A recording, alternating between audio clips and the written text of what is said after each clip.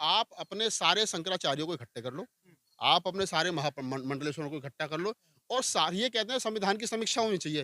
भाई संविधान की समीक्षा मत करो, धर्म ग्रंथों की समीक्षा कर लो। हाँ, कई कह रहे हैं संशोधन करो हाँ, उनमें। हाँ। मैं कह रहा हूँ कि आप इन धर्म ग्रंथों की चाहे वो आपका शिव पुराण है, चाहे और दूसरे हैं, मनुस्मृति है, चाहे रामायण है, चाहे गीता है, ये जितने हैं इनमें सबकी समीक्षा कर लो और उस समीक्षा में 4 हमारे दलित प्रोफ़ेसर्स को बुलाइए संस्कृत के को, 4 ओबीसी प्रोफ़ेसर्स को बुलाइए, 4 सवर्ण समाज के प्रोफ़ेसर्स रखिए और बैठ कर के समीक्षा करिए, जो मानव के हित में है, उसको रखिए और जो नहीं है उसे हटाइए।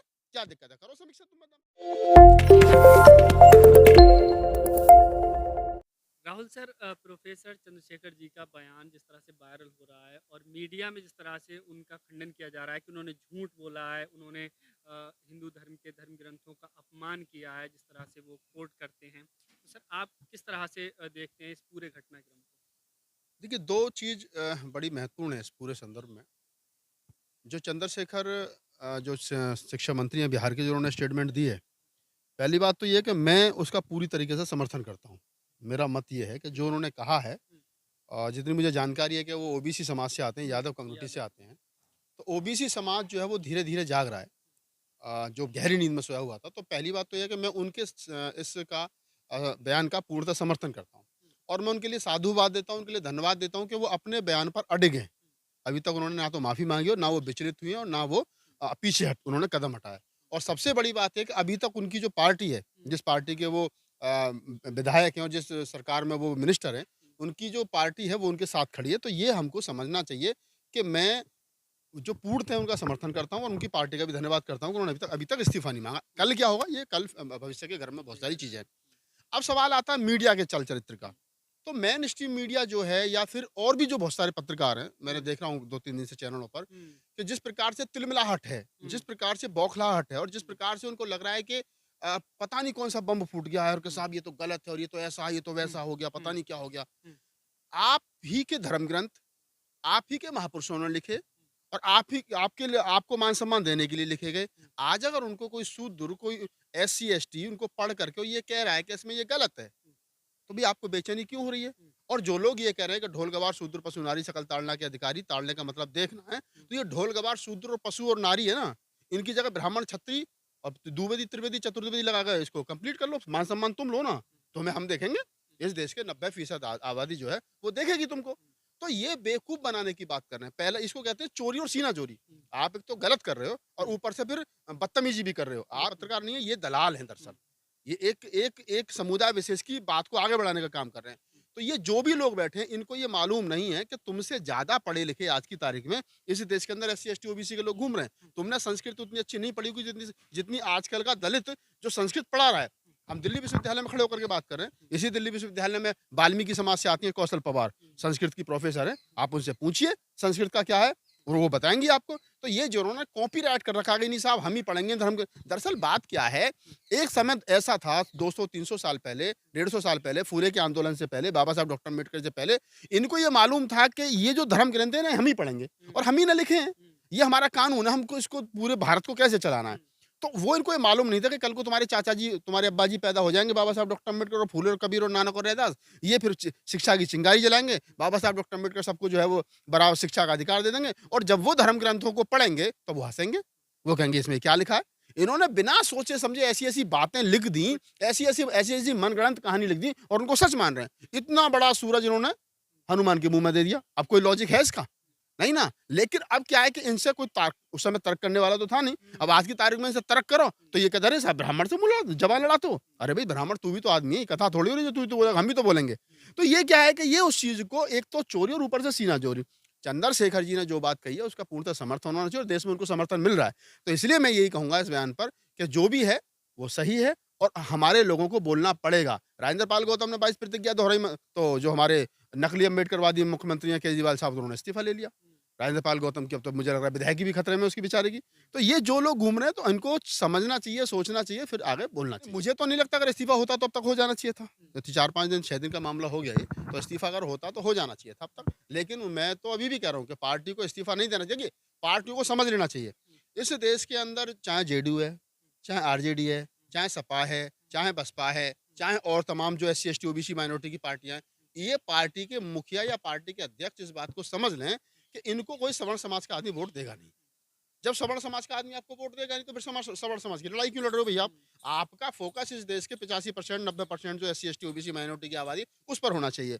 जब उस पर है, जिनकी भावनाएं आहत हो रही हैं, जरा इनकी जातियां भी चेक कर लो। हुँ, ये जो इस्तीफा मांग रहे हैं, इनके सरनेम चेक कर लो, इनकी जातियां चेक कर लो, पता चल जाएगा। ये 90% जो लोग हैं, ये 90% वो लोग हैं जो कि सवर्ण समाज के लोग हैं, जो कि उन धर्म ग्रंथों से जिनको मान सम्मान मिल रहा है, जिन जो धर्म स्थानों से जिनका पेट पल रहा है, तो उनको बेचैनी होगी। जब जब इस देश के अंदर फूलेवाद और अम्बेडकरवाद बढ़ेगा, यानी शिक्षा बढ़ेगी, एक तरीके से वो फूलेवाद और अम्बेडकरवाद का मतलब है शिक्षा बढ़ना। जब जब इस देश के अंदर फूलेवाद और अम्बेडकरवाद बढ़ेगा, जब जब लोग शिक्षित होंगे, तब तब वो सवाल खड़ा करेंगे, और सवाल खड़ा करेंगे तो सवालों से भागते हैं लोग। ये सवालों का जवाब नहीं देते हैं, बीच में बहुत सारी चीजें ले आएंगे, आप सवाल करोगे तो कोई दूसरी चीज ले आते हैं। तो ये सच्चाई है कि चंद्रशेखर का जो बयान है, वो आज के समय के हिसाब से, जब देश को हिंदू राष्ट्र बनाने का काम किया जा रहा हो, देश को एक विचारधारा में की तरफ ले जाने का काम किया जा रहा हो, उस दौर में चंद्रशेखर का बयान अपने आप में मायने रखता है। और इस देश के अंदर आप ये समझ लीजिए, अगर हिंदू राष्ट्र में अगर कोई रोड़ा है, तो वो बाबा साहब डॉक्टर अम्बेडकर का विचार, जो बाबा साहब डॉक्टर अम्बेडकर की चाहे तो 22 प्रतिज्ञा हो, चाहे फूले फूले का, चाहे पेरियार के 15 सवाल हो, वो जो है वो इनके हिंदू राष्ट्र में रोड़ा है। और जैसे जैसे लोग अम्बेडकर को, फूले को, कबीर को, पेरियार को पढ़ेंगे और समझेंगे, वैसे वैसे इनका हिंदू राष्ट्र का जो ये नकली वो है ना, जो ये शंख बजा रहे हैं, वो कांपने लगेगा। उनके पास कुछ है नहीं, बिल्कुल नहीं मिल रही है। अगर आप देखिए, इन्हीं के रामायण की, इन्हीं के किसी धर्म ग्रंथ की एक चौपाई हमारा कोई इस देश का SC ST OBC भाई जो है, बहुजन समाज का नेता जो वो दोहरा देता है, तो उनकी भावनाएं याद हो जाती हैं। अरे हम तो कह रहे हैं भाई, अगर आपको लगता है कि ढोल गवार शूद्र पशु नारी ये सही है, तो इसमें ढोल गवार शूद्र पशु नारी की जगह द्विवेदी त्रिवेदी चतुर्वेदी उपाध्याय जी लिखो।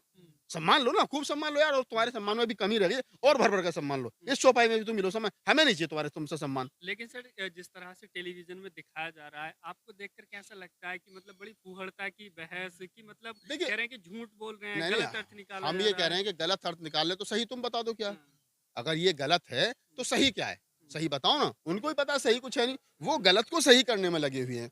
मैं तो अभी देख रहा हूँ, मतलब ऐसी भावनाएं आहत हो रही है साहब, वो पूरा ब्राह्मणवाद बाहर आ गया सारे हुँ, पत्रकारों का। हुँ, ऐसा लग रहा पता नहीं इनके हाथ में से कोई थाली छीन रहा है खाने की। हुँ, तो उनको लग रहा है कि जैसे जैसे लोग समझ रहे हैं, और जैसे जैसे लोग अपनी बात को कहने की कोशिश करें, आप देखिए कि जो चंद्रशेखर ने बात कही, जो राजेंद्र पाल गौतम ने बात कही, ये कहीं न कहीं पॉलिटिक्स में बड़ी मायने रखती हैं सारी चीज़ें, कि राजनीतिक व्यक्ति हमेशा ऐसे सवालों से बचता है, उसको हर आदमी का वोट चाहिए। लेकिन अगर कोई मंत्री होते हुए, चाहे वो राजेंद्र पाल गौतम, चाहे वो चंद्रशेखर, चाहे कोई अन्य कोई इस प्रकार से, अगर इस प्रकार की भाषा बोलता है, इतना सच बोलता है, ये कड़वा सच है, तो आप समझिए कि वो आदमी वो है जो इस देश के लोकतंत्र को, जमहूरियत को बचाए रखने के लिए, और इस देश में जो हमारे मौलिक अधिकार हैं, उनको बचाए रखने के लिए ये भाषा बोलनी पड़ेगी। सर ये लगता कड़वा है अब सच ना पचा पा रहे हैं, ना उगल पा रहे ये हैं, स यही वाला हिसाब हो गया ये ना। क्या है ना, देखिए साँप और चकचूंदर वाला हाल हो रहा है। ना नगले निगले बन रहा है, ना उगले बन रहा है।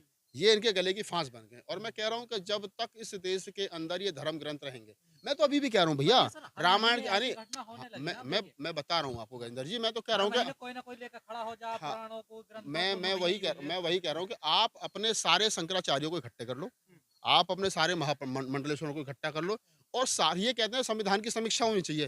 भाई संविधान की समीक्षा मत करो, धर्म ग्रंथों की समीक्षा कर लो। हाँ, कई कह रहे हैं संशोधन करो हाँ, इनमें, हाँ। मैं कह रहा हूँ कि आप इन धर्म ग्रंथों की, चाहे वो आपका शिव पुराण है, चाहे और दूसरे हैं, मनुस्मृति है, चाहे रामायण है, चाहे गीता है, ये जितने हैं, इनमें सबकी समीक्षा कर लो। और उस समीक्षा में 4 हमारे दलित प्रोफेसर्स को बुलाइए संस्कृत के को, 4 OBC प्रोफेसर्स को बुलाइए, 4 सवर्ण समाज के प्रोफेसर्स रखिए, और बैठ करके समीक्षा करिए। जो मानव के हित में है, उसको रखिए, और जो नहीं है, उसे हटाइए।